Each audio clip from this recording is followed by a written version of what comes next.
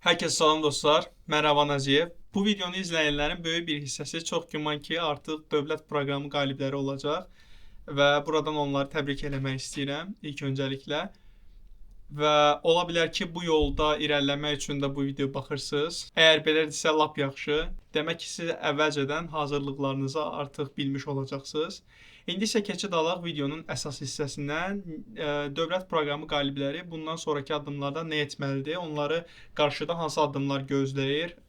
Ölkəyə gəldikdən sonra digər ölkəyə hansı ölkə ki siz qazanmısınız, ora gəldikdən sonra nələr etməliyik? Bu videoda bunlar haqqında danışmaq istəyirəm. Hansı ki mənim başıma bura gəldikdən sonra həmin hadisələr gəlib və sizlərin də o hadisələr zamanı çətinlik yaşamamağınız üçün istəyirəm ki, öz təcrübələrimi sizinlə bölüşüm. Deməli, siz artıq dövlət proqramı qalibisiniz və sizin bundan sonra etməli olduğunuz ilk addım dövlət proqramı ilə müqavilə bağlamağınız olacaq. Dövlət proqramı əməkdaşları sizi e-mail və yaxud da zəng vasitəsilə müvafiq ofisə çağıracaqlar və sizi müqavilə bağlamağınız üçün müqaviləni oxumağınızı və imzalamağınızı xahiş edəcəklər. Bu sizin yəqin ki, etməli olduğunuz birinci addım olacaq və ola bilər ki, bundan əvvəl və yaxud da həmin ərəfə ərzində İngiltərəyə qəbul olmusunuzsa ki, hansı ki, məndə də belə idi, CAS number deyilən bir nömrə var. Siz onu almalısınız İngiltərəyə gəlirsinizsə və bilirsiniz ki, universitetə qəbul zamanı conditional və unconditional offer olur.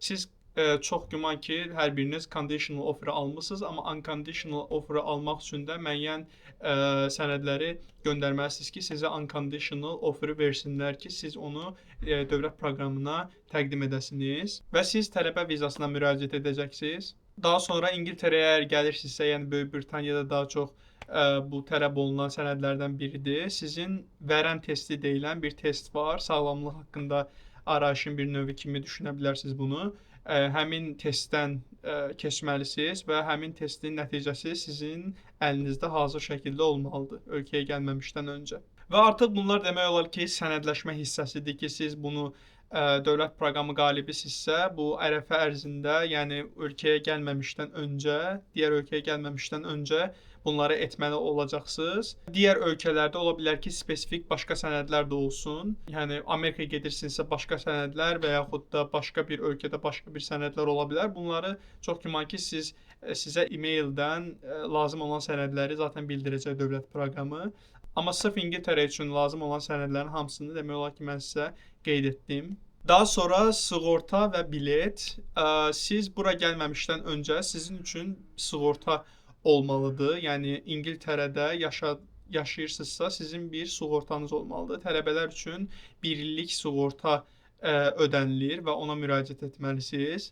Və təbii ki, siz bilet almalısınız. Fərqli təyyarə şirkətləri var. Bura Turkish Airlines və yaxud Azal və yaxud da başqa daha ucuz olan şirkətlər də var ki, siz oradan bilet ala bilərsiniz. Onu da qeyd edim ki, dövlət proqramı sizin sığorta və bilet pulunuzu qarşılayır. Bunu iki cür eləmək olur. Ya siz bileti alırsınız öncədən ki, mən də elə eləmişdim və siz gəlirsiniz bura, müəyyən səhv etmirəmsə 40 gün ərzində onlar sizə ödənişi eləyir. Bu biraz uzun da çəkə bilər. İndi onu tam dəqiq deyə bilmirik. Sığorta pulu da həmçinin. Ümumiyyətlə nə xərc çəkirsinizsə demək olar ki, bilet pulu, sığorta pulu və siz vərəm testi verdikdə orada da bir məbləğ alacaqlar sizdən. Bu pulların hamısını dövlət proqramı qarşılayır.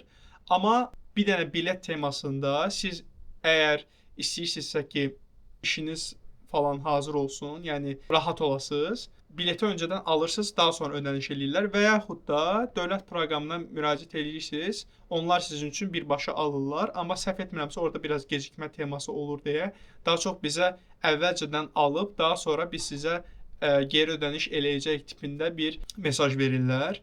Və artıq bu bütün prosesləri yekunlaşdırdıqdan sonra siz minirsiniz təyyarəyə və gəlirsiniz oxuduğunuz ölkəyə və ilk gün təbii ki, biraz belə adama qəribə gəlir ki, mən hara düşmüşəm, mən hara gəlmişəm. Təbii ki, bu sizin ilk experience-ınızdırsa, ilk təcrübənizdirsə, daha çox sizə biraz maraqlı və yaxud da çətin gələ bilər.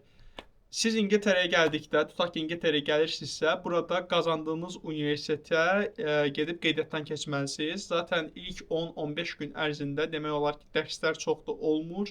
Olsa da yəni 10-12 gün sonra başlayır. Onsuz da siz ölkəyə gəldikdə biraz tez gələcəksiniz. Yəni tutaq ki, ayın sentyabrın 25-i başlayırsa, sizə məsləhət eləyirəm ki, məsləhətdir ki, ümumiyyətlə 10-12 gün öncəsindən gələrsiniz ki, bura gələndən sonra da burada bəzi problemləri həll eləyəsiniz. Bunlardan biri universitetdən universitet qeydiyyatları olur. İndi bu hər universitetdə ayrı olur. Məsələn, məndə 2 cür qeydiyyat var idi. Bir student registration var idi, hansı ki, tələbələrin hamısı oradan qeydiyyatdan keçir. Bir də məndə IT olduğu üçün IT-yə uyğun bir registration, yəni qeydiyyat hissəsi var idi ki, oradan da mütləq qeydiyyatdan keçməli idim. Daha sonra ola bilər ki, sizə tələbə kartını əvvəlcədən versinlər. Ola bilər ki, məsələn, bizdə 1 ay sonradan müraciətlər başladı. Bunu da yenə də hansı universitetdən qəbul almısınızsa, ora yaxınlaşırsınız. Orada zaten demək olar ilk günlərdə hər kəs nəsə soruşur. Orada da hər korpusda deyək, kömək edən adamlar olur. Onlara yaxınlaşaraq öz suallarınızı, yəni utanmadan, çəkinmədən verin. Nə qədər çox sual verirsiniz, o qədər sizin üçün rahat olacaq və rahat şəkildə tapacaqsınız. Bura gəldikdən sonra məsləhətdir ki, bir bank hesabı açasınız. Mən biraz gec açmışdım, amma yaxşı ki də açmışam. Çünki dövlət proqramının sizə verdiyi kartdan bəzi yerlərdə ödənişlər etmək olmur. Ona görə də onu bank kartı vasitəsilə, buranın bank kartı vasitəsilə etməyiniz məqsədə uyğun şəkildə olar. Yəni burada İngiltərədəsinizsə HSBC və yaxud da Revolut, məsələn, onsuz da Avropada çox geniş yayılan bir kart növüdür. Bura gələrək banklara yaxınlaşaraq və yaxud onlayn şəkildə də sifariş verə bilərsiniz. Yəni əgər kartınız varsa, inanın mənə daha rahat olacaq. Ona görə də kart açdırmağınız məsləhətlidir. Daha sonra bura gəldikdən sonra həkim qeydiyyatından İngiltərədə bu GP qeydiyyatı sayılır. Yəni sizin özünüzün həkimi olur ki, siz nəsə bir başınıza bir şey gələndə ki, ümid edirik ki, heç nə gəlməsin, siz həmin həkimə yaxınlaşıb ondan müəyyən sənədləri götürürsünüz ki, gedib dərman ala biləsiniz və yaxud da başqa bir problemlər. Zaten siz sığorta pulunu ödədiyiniz üçün bunlar hamısı sizə demək olar ki, pulsuz olacaq. Amma diş ilə bağlı problemləriniz varsa, burada 2 cür, belə deyim, dövlətə məxsus olan diş həkimləri var, bir də özəl diş həkimləri var. Özəl diş həkimləri çox bahadır. Amma sizə anında probleminizi həll eləyir. Dövlət üçün olanlar isə çox uzun növbələr var və siz tutaq ki, bugün dişiniz ağrıyırsa, gedib anında onu həll eləyə bilmirsiniz, təəssüf ki. Növbə var və o növbənin də nə vaxt qutaracağı bilinmir. Növbə də çox vaxt uzun şəkildə olur. Bəzən aylarla gözləyirlər buradakılar. Ona görə də bu bir problemdir. Əgər ağrı varsa, bunu təbii ki, anında həll etmək istəyəcəksiniz və bu zamanda özəl diş həkimlərinə müraciət etmək məcburiyyətində qalacaqsınız. Ona görə də ölkəyə gəlməmişdən qabaq, yəni digər ölkəyə getməmişdən qabaq öz ölkənizdə öz diş həkiminizə yaxınlaşın. Nə problem var, həll eləyin ki, mən də həll etib gəlmişdim, amma yenə də burada problemlə qarşılaşmışam. Nəysə, sözüm onda deyil, yəni diş həqiqətən önəmlidir və dişlərinizi tam şəkildə hazır etdikdən sonra gəlməyiniz daha məsləhətlidir ki, burada gəlib problemlə qarşılaşmayasınız, çünki daha çox pulunuz çıxacaq. Və sim kart məsələsi. Mən bura gəldikdən sonra məndə biraz problemlər olmuşdu. Sizə dövlət proqramı artıq bir kart verir, sim kart verir ki, onu ölkəyə gəldikdə avtomatik olaraq siz onu qoşub istifadə edə bilirsiniz. Amma məndə bu problemli olmuşdu. Ya bilməm telefondan idi, yoxsa nömrədən idimi? Nömrəni taxdıqdan sonra set dediyimiz o hissə göstərmirdi. Yəni seti tutmurdu, nömrə işləmirdi deyə bilərik. Və bura gəldikdən sonra mən başqa bir nömrə almaq məcburiyyətində qaldım.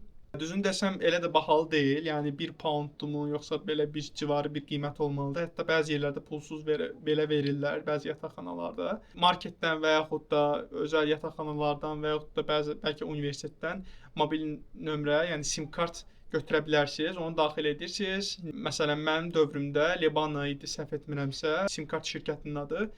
O işləmədi. Mən gəldim bura Giftcard nömrəsi götürdüm. Yəni bu da mənim başıma gələn hadisələrdən biridir. Burada da aylıq yenə siz ödənişlər eləyirsiniz ki, sizə mobil internet gəlsin aylıq olaraq. Amma zəng danışıq zamanı heç bir problem yoxdur. Çünki burada kontur teması yoxdur. Yəni kontora pul xərcləmirsiniz. Sadəcə internet götürürsüz və internet götürdükdə telefon vasitəsilə kiməsə zəng eləyə bilirsiniz.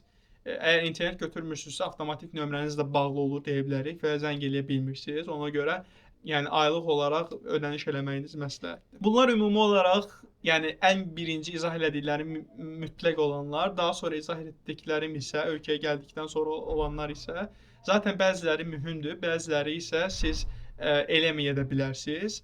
Amma yəni mənim başıma gələnlərdən, üzləşdiyim çətinliklərdən deyə bilərəm ki, bunların hamısını etməyiniz vaxtında məsləhətlidir ki, sonradan başınız ağrımasın. Çalışın, gəldiyiniz ölkədə aktiv olun və ölkənizi yaxşı təmsil eləyin. Burada müəyyən society'lər var ki, ora qoşula bilərsiniz. Öz maraq dairənizə uyğun bir atıram, tutaq ki, basketbola həvəsiniz varsa, basketbol society'sinə qoşulun və orada aktiv olmağa çalışın. Və yaxud da rəqs həvəsiniz varsa, rəqs society'sinə qoşulun, orada nələrsə öyrənməyə çalışın. Mən BJJ, yəni Brazilian Jiu-Jitsu society'si var idi, ora qoşulmuşdum. Nə qədər yeni dost əldə etdim, nə qədər yeni şey öyrəndim. Yəni bunlara görə, yəni təkcə təhsildən ibarət deyil. Öz maraqlarınıza da vaxt ayırmağa çalışın və bəzi yerlərdə də lazım olur ki, öz ölkənizi təmsil etməlisiniz. Orada da çalışın, ölkəmizi yaxşı şəkildə təmsil eləyin və mən bura gələndə bir çox adam heç Azərbaycan ölkəsini tanımırdı və siz artıq onlarla danışdıqca, onlarla ünsiyyət qurduqca, onlar da sizin ölkənizi tanımağa başlayır, siz onların ölkəsini yaxşı tanımağa başlayırsınız. Burada zaten yəni hər ölkədən demək olar insanlar var. Onlarla ünsiyyət qurmağa çalışın, onlardan yeni nəsə öyrənməyə çalışın, kommunikasiya qurun. Yəni bunlar təhsildən əlavə olaraq önəmli şeylərdir. Bunları qeyd edə bilərəm. Məncə bu qədər kifayətdir. Zaten hərənin öz yolu var. Bura gəldikdən sonra sizin də öz cığırınız, öz yolunuz olacaq. Ola bilər ki, mənim dediklərim ilə tam olaraq üst-üstə düşsün. Ola bilər məndən əlavə başqa çətinliklər də yaşayasınız və yaxud da daha rahat olsun sizin yolunuz. Yəni hər insanın yolu fərqlidir. Nəysə, bu prosedurda yenə sizə uğurlar arzu edirəm. Bir daha təbrik edirəm dövlət proqramı qaliblərini. Və ümid edirəm ki, bundan sonraki həyatınız da sizin üçün maraqlı və xoş keçəcək. Videoya baxdığınız üçün təşəkkür edirəm. Növbəti videolarda görüşənədək. Sağ olun.